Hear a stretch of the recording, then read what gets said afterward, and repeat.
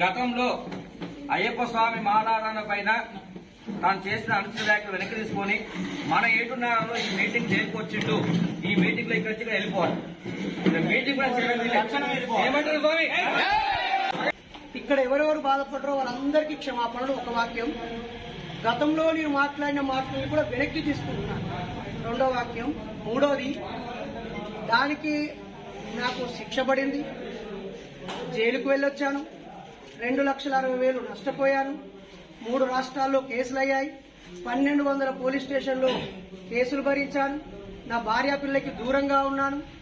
ఆ తర్వాత బయటకు వచ్చాక 50 ఛానళ్లలో కూడా నా వల్ల బాధపడ్డ వాళ్ళందరూ నన్ను క్షమించారు.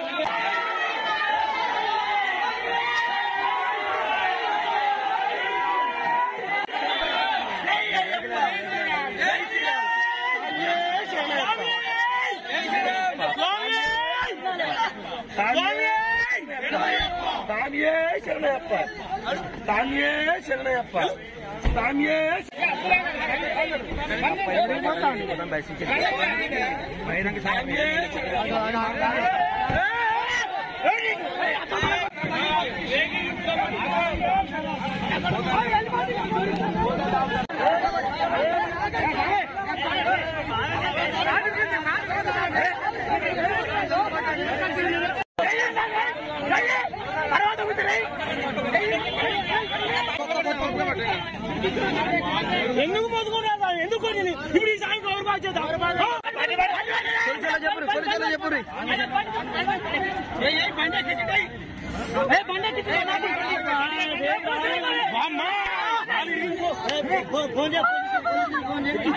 బాగుండంటే